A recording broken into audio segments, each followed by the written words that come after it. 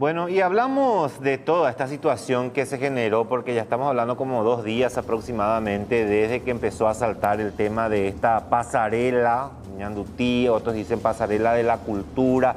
Se habla de un costo cercano a los 2 millones de dólares y de alguna manera queríamos hablar con personas que entienden de esto para ver si es que se justifica la instalación de esta pasarela en ese lugar, si el costo es lo aproximado, porque vimos muchos costos de otras pasarelas que no alcanzan los 100.000 dólares, incluso en algunos lugares también de Asunción. Ingeniero Pablo Carrizo, ¿cómo estás? Buenas tardes. Buenas tardes, Rolando, ¿cómo estás? Bien, bien. Estaba leyendo el hilo que hiciste en Twitter y de alguna manera también todo lo que estabas analizando con relación a esta situación. Bueno, quería consultarte con relación a esta pasarela, a este puente específicamente. 2 millones de dólares a mirar así, ¿se justifica por esta obra?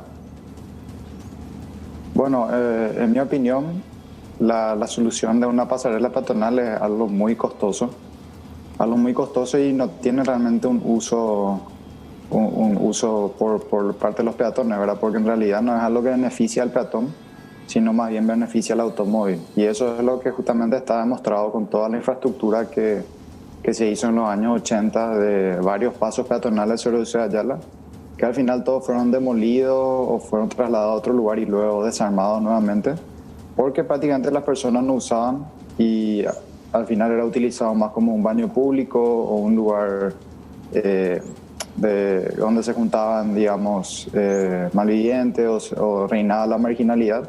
Entonces al final terminaba siendo algo inseguro para el peatón y para todo el barrio, ¿verdad? Es por eso que la misma gente del barrio se queja de esta infraestructura. Y es lo que pasó también con las últimas que se instalaron sobre la propia avenida Ñuguazú, ahí cerca de la iglesia de la Piedad.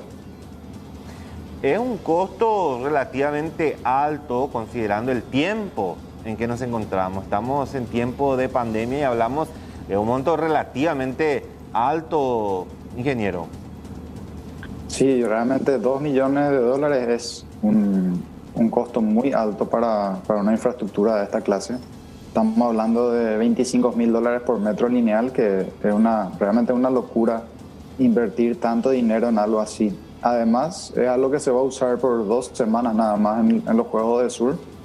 Y luego de eso, digamos que el flujo peatonal o el movimiento no va a ser muy alto. No creo que llegue a más de 50 personas por día. Estaba viendo, Pablo, obras similares. Incluso vi que subieron en las redes de obras que se hicieron, no sé, en Belo Horizonte, en Brasil, incluso acá mismo en Paraguay, algunos clubes que tuvieron que construir esto. Y de alguna manera es un monto muy elevado en comparación a lo que se llegó a pagar por obras en diferentes partes. ¿Incide mucho el material que se usa en estos casos? Sí, digamos que esta es una pasarela un poco diferente a las otras que se construyeron. Esta tiene muchos más complementos. El tema del diseño, el tema del trabajo de herrería, la iluminación, se van a poner algunos paneles solares y se van a hacer una adecuación de ciertas líneas de media tensión. Pero ahí es donde me pregunto yo también, ¿verdad? ¿Hacía falta invertir tanto para algo que se va a usar 2 semanas nomás? O sea, al final parece más un adorno o algo llamativo para la gente que circula por ahí en vehículo antes que una comodidad realmente para el peatón o la persona que va a querer cruzar la calle, en este caso. Claro, y otra cosa también que mencionabas y que me parece súper interesante es el tema de que con esa plata, por ejemplo, se puede construir muchísimas paradas de colectivos, por ejemplo. Claro, la solución de conectar el comité con el Parque Ñuguazú podía ser por un precio mucho más bajo, un semáforo a demanda que tenga un botón para que el peatón pueda pedir paso de forma manual y hacer algo mucho más económico, más fácil de implementar, más útil incluso. Y con el mismo monto que se invirtió finalmente se podía invertir en 500 paradas de buses de calidad, algo que sí iba a beneficiar o iba a servir a más de 1 millón de pasajeros que utilizan hoy en día el transporte público. Bueno, a lo largo de este tiempo y por las informaciones que habías escrito por lo menos, ya se construyeron numerosos puentes peatonales.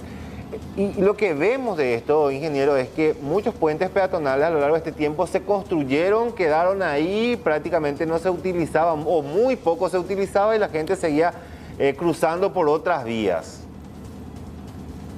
Así mismo, los puentes que se llegaron a hacer acá duraron como máximo 20, 25 años y luego todos fueron demolidos. Creo que el único que queda hoy en día es de la Universidad Nacional de Asunción y luego los que conectan, digamos, centros educativos o centros comerciales, ¿verdad? Pero esto tiene otro propósito porque conectan dos lugares privados entre sí, no es algo que conecta a la persona que está en la vía pública. Digamos, hay que ver realmente cuánto tiempo dura esta nueva pasarela, si es que va a tener mantenimiento, si es que va a estar iluminado siempre y va a estar bien cuidado, y si se usa, ¿verdad? Porque si al final nadie usa, si nadie cuida, lo más probable es que corra el mismo destino que los otros. Ingeniero, también en ese mismo sector habíamos visto una pasarela que también era peatonal, pero con el tiempo empezó a ser utilizado por motociclistas, ciclistas para empezar a cortar camino. O sea, que se le da esa función o no se usa definitivamente. Claro, porque para el peatón, o sea, digamos, una señora que quiere cruzar la calle y tiene las bolsas de súper, le es mucho más fácil cruzar 10 o 15 metros antes de dar toda la vuelta y hacer un recorrido de 100, 120 metros y que al final termina siendo más cansador o generando más problemas. Entonces la gente al final termina arriesgándose nomás. Total tiene que usar 2 carriles, entonces se arriesga, cruza y al final quienes usan el puente peatonal usan las motos o usan asaltantes de la zona o gente que por ahí se va y se droga, ¿verdad? De noche. Entonces, por eso al final de esta pasarela, al final no se usan y terminan siendo un perjuicio para el barrio. ¿No se usa esto por una cuestión de cultura? ¿No estamos acostumbrados a utilizarlo porque el diseño no está apto para que la gente lo use?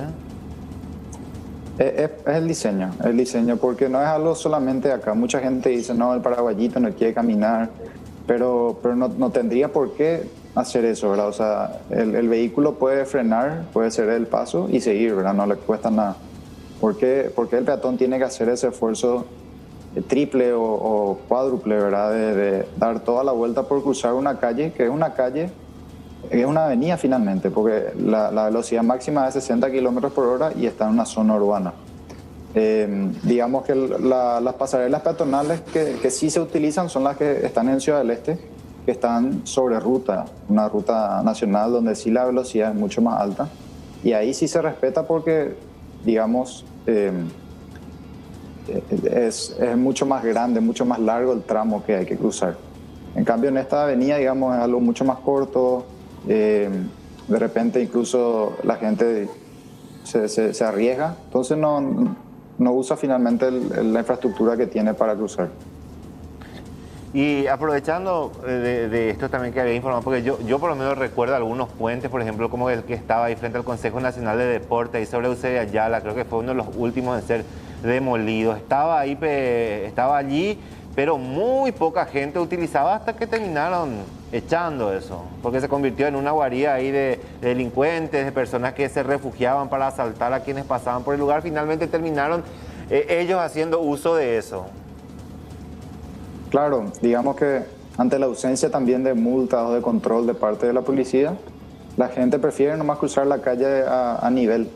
Entonces, prácticamente no usa el paso peatonal y bueno, al final otra gente aprovecha ese lugar para hacer otras cosas, ¿verdad? Al tener, digamos, cierta protección de noche para que no se le vea, aparte de los que no están iluminados. Entonces, lastimosamente mucho de esa infraestructura ya no existe hoy en día, terminó demolido, desarmado y Y nos tiene que dejar una lección, ¿verdad? Nos tiene que dejar algo. Tenemos que aprender de que realmente no se usan, que nos sirven y que hay que dejar de invertir este dinero en este tipo de estructuras. Perfecto. Pablo, te agradecemos muchísimo por tu tiempo y por compartir esta tarde con nosotros. Muy amable. Gracias, Rolando. Saludos a la audiencia. Muchas gracias. Conversamos con el ingeniero Pablo Callizo con relación a esta polémica que se desató durante las últimas horas con relación a este viaducto. Muchos dicen que es de Ñandutí, otros dicen que, bueno, en fin, muchísimas...